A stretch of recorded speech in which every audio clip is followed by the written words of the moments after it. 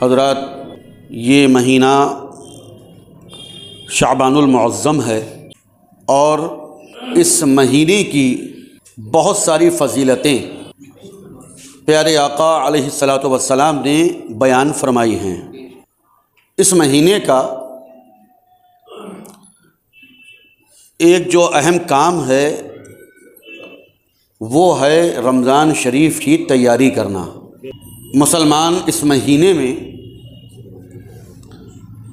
رمضان شریف کی تیاری تو کرتے ہیں مگر دوسرے انداز سے کرتے ہیں۔ اب کے رمضان میں سحری میں کیا کیا بننا ہے، اب کے رمضان میں افطار میں کیا کیا نئے آئٹم بڑھانے ہیں،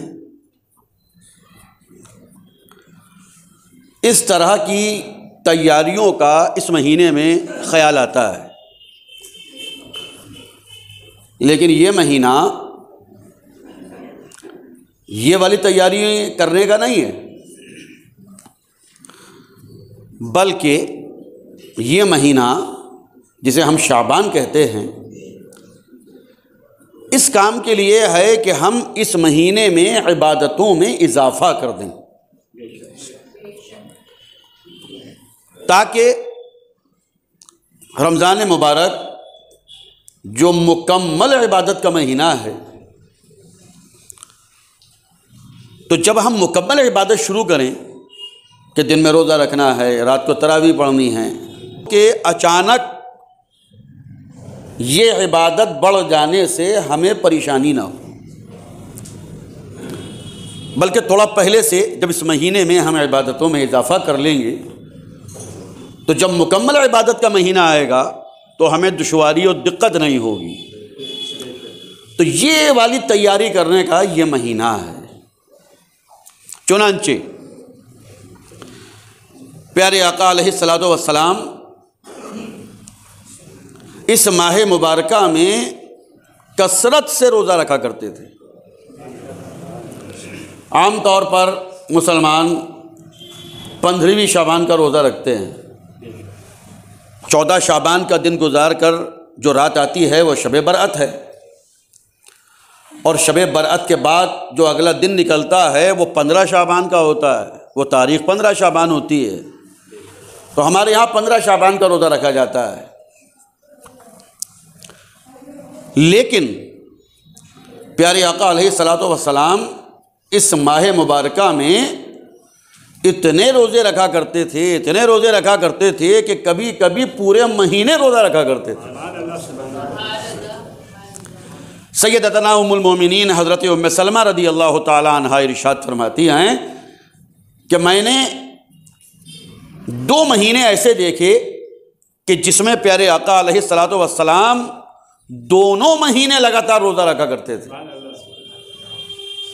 2 مہینے میں نے ایسے دیکھے، ایک رمضان اور ایک اس سے پہلے شعبان، کہ آپ 2 مہینے لگاتار روزہ رکھا کرتے تھے۔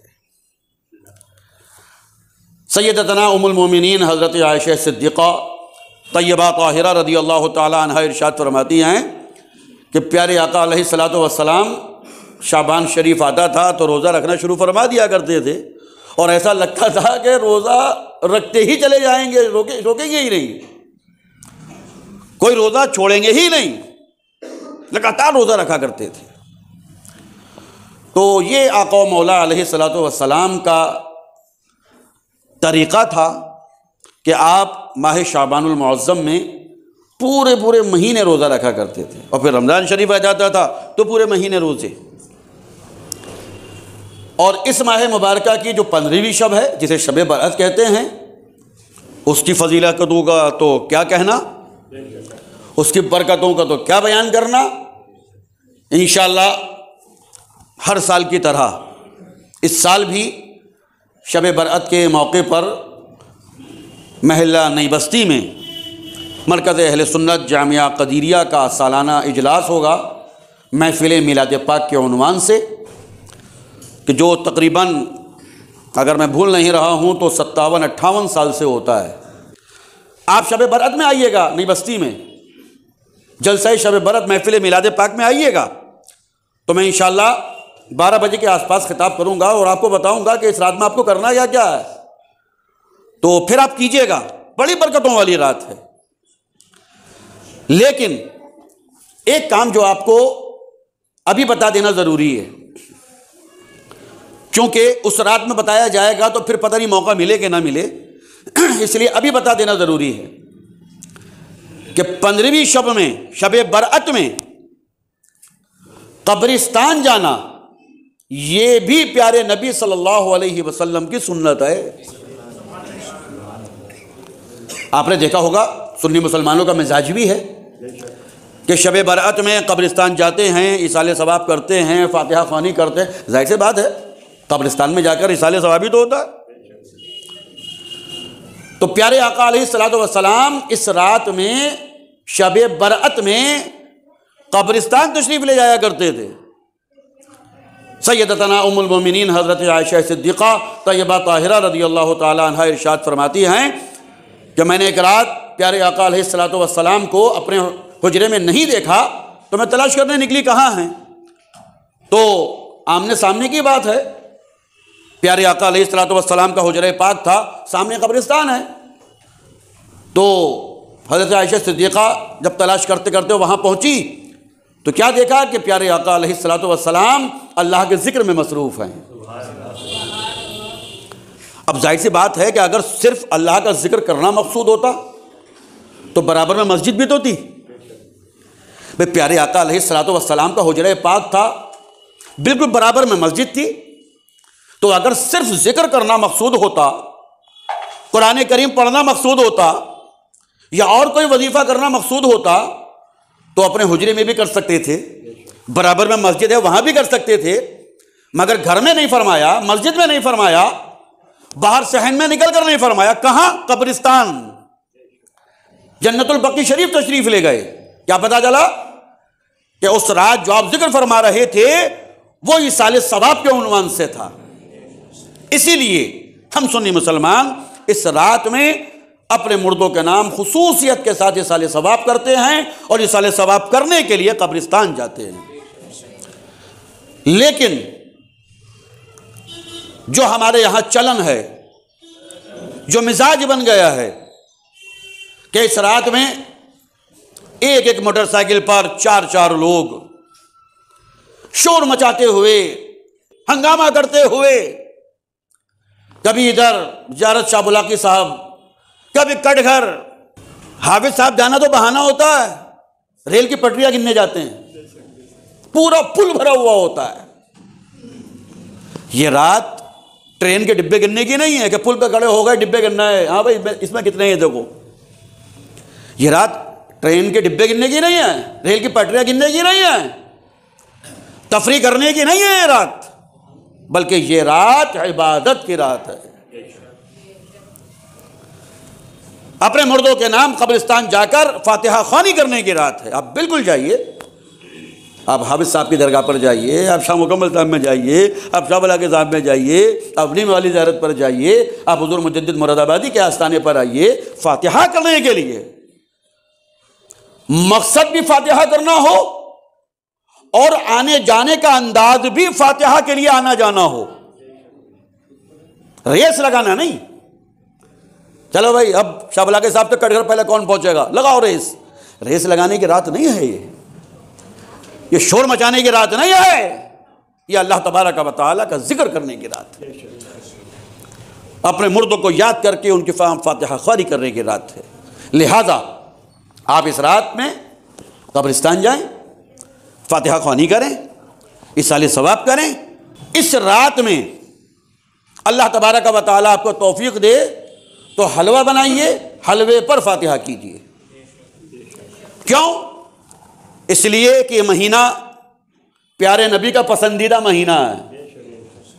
پیارے آقا علیہ الصلوۃ والسلام ارشاد فرماتے ہیں کہ شعبان میرا مہینہ ہے، شعبان میرا مہینہ ہے۔